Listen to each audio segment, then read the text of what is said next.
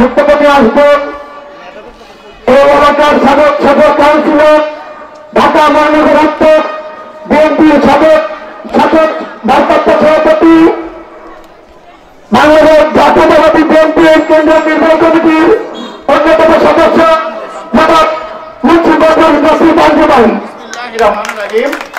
আজকে আমরা এশার নামাজ আর 3 থেকে 4 মিনিটের মধ্যে শুরু হয়ে যাবে। প্রধান অতিথি বক্তব্য রাখবে। আমি জানেন যে আমি আপনাদের এখানে 10 বছর কাউন্সিলর ছিলাম, আমি আপনাদের প্রতিবেশী, আমি আপনাদের এলাকায় জন্মেছি, বড় হয়েছি, সবকিছু আমি আপনাদের ছেলে ভাই, সবাই আপনারা চিনেন। সুতরাং আমাদের নেতারা যে বক্তব্য রাখছে এটা আপনারা শুনছেন। আমি আমার অন্য সময় বক্তব্য রাখবো। আমাদের এখানে যারা উপস্থিত আছেন আমার নাম বললে সময় শেষ হয়ে যাবে। শুধু একটা কথা বলতে চাই, দুইটা চেনেন না? দুইপে কিন্তু এরকম লোক ছোট ছোট বস্তি ঘর ছিল, অনেক দরিদ্র মানুষেরা বসবাস করতো। ওই সময় করা হবে দুই উচ্ছেদ করা হবে। তখন বিএনপি সরকার 91 সালে ক্ষমতা আসলো, ব্যারিস্টার রফিক মন্ত্রী ছিল। বেগম খালেদা জিয়া সিদ্ধান্ত নিলেন যে বস্তিতে পুনর্বাসন না করা পর্যন্ত আমরা উচ্ছেদ করবো না। আমার মনে আছে রাতের অন্ধকারে আমরা দুইতে যে আমরা ওই যে দুই প্রকল্পের আন্ডারে, 2 বছর প্রকল্পের নাম, তার আন্ডারে যাই আমরা ওখানে যারা বস করতো তাদেরকে আমরা একটা করে টোকেন দিয়ে আসছিলাম, হাউজিং এর পক্ষ থেকে একটা করে টোকেন দিয়ে আসছিলাম। সেই টোকেন যারা পেয়েছে তারাই আজকে ওখানে 15 কাঠার বাড়ির মালিক, বাড়িওয়ালা হয়েছে। অনেকে আবার আগে মানে প্রতারকদের হাতে পড়ে 1000-2000 টাকা করে বিক্রি করে দিয়ে পরে দেখে যে আরে বাপরে বাপ, এটাতে জমির মালিক হয়েছে।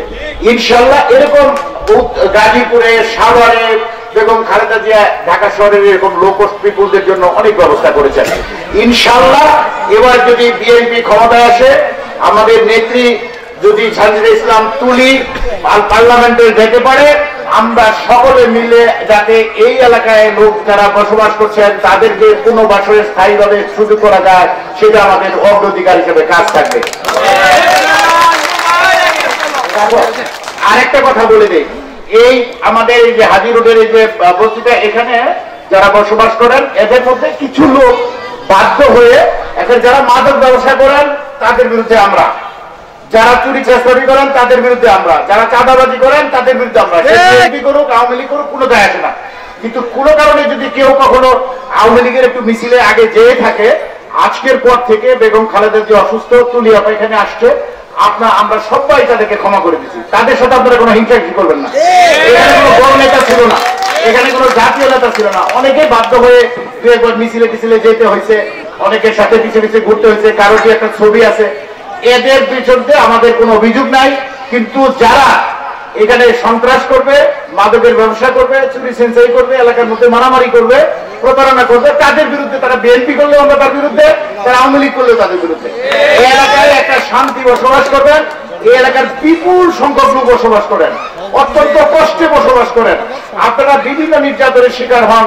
আমি তুলি আপার কাছে অনুরোধ করবো, এখানে মিষ্টি আপা আছেন, শামীম পারভেজ আছেন, এদেরকে আপনারা চিনেন, পরিচয় দেন। এটা নিউটনের বউ, পাশের ওয়ার্ডের কমিশনার ছিল, উনিও কমিশনার ছিল। এই যে শামীম পারভেজ 11 নম্বর ওয়ার্ডের কমিশনার ছিল। রাজ্জাক ভাইয়ের কথা শুনছেন যে রাজ্জাক ভাই আগে 2 নম্বরেই থাকতো, আপনাদের নিয়ে মিছিলে সবসময় যাইতো। মহানগর বিএনপির নেতা জিয়া জাহাঙ্গীরনগর বিশ্ববিদ্যালয়ের ছাত্র, 6 নম্বরে নিজের বাড়ি, ওর বাবা ওখানে জন্মেছে আমাদের ছেলে। আর বাকি নেতা তো মামুন, ফুকন, শামীম, মিঠুকে তো আপনারা চিনেন, ওই 6 নম্বরেরই। আর সেলিনা হাফিজ, সে তো স্বামী তো আগে কমিশনার ছিল, আপনারা চিনেন।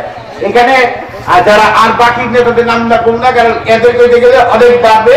সুতরাং আমি আপনাদের একটু বলতে হয় যে ও আন্দোলনের সময় একটা হাত উড়াই দিচ্ছে আপনাদের প্রতিবেশী, আপনাদের পাশে থাকে। হারুন আর সুহেলের কথা কম না, সুহেল ছাত্র নেতা। আমি শুধু লতিফ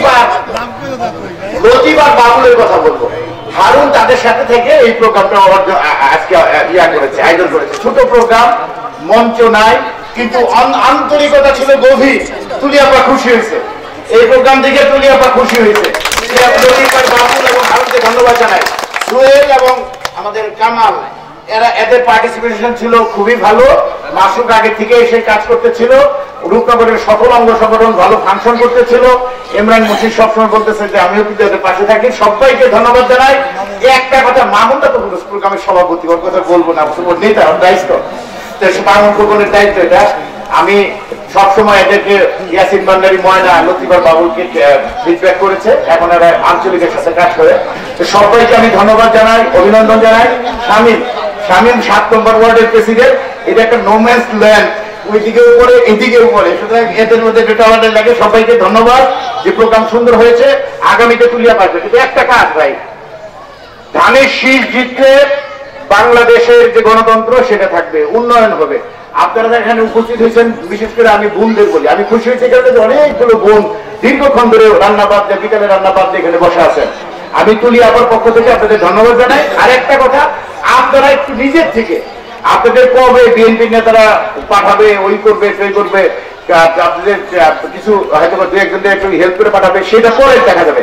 আপনারা নিজেদের স্বার্থে, আপনাদের ভবিষ্যতের স্বার্থে, দেশের স্বার্থে বেগম খালেদা জিয়াকে আপনারা ভালোবাসেন, ধানের শীষকে ভালোবাসেন। তুলিয়া আপা একজন মহিলা, এই কারণে আপনারা আজকে থেকে আপনার প্রতিবেশী যে মিটিং এ আসে নাই, যারা এলাকায় আছে, আশেপাশে আছে, সবাইকে তুলিয়া আপার সালাম দিয়ে আপনারা রিকোয়েস্ট করে একটা করে ধানের শীষে ভোট যাবেন, খালেদা জিয়ার জন্য দোয়া করবেন, এলাকায় শান্তি মতো থাকবেন, নিজেরা ঝগড়াঝাটি করবেন না। আমি আপনাদের প্রতিবেশী হিসেবে পাশে থাকবো, আগেও ছিলাম, ভবিষ্যতে ইনশাল্লাহ আপনাদের পাশে, যেহেতু আমার বাড়ি, আমি থাকবো। আপনাদের সবাইকে ধন্যবাদ জানাই। তুলিয়া পাখি তো আমাদের লোক, তুলিয়াপাড়া আপন খালা এই যে তাজবাইদের এই যে 5তলা কোয়ার্টারে থাকে, উনি এখানে বহুবার এসছে। এই এলাকা সম্পর্কে আমাকে বলতেছিল যে এই এলাকার সবাইকে আগে থেকেই চিনি, সুতরাং এই এলাকা আপনারা সবসময় অগ্রাধিকার পাবেন। আপনাদেরকে ধন্যবাদ।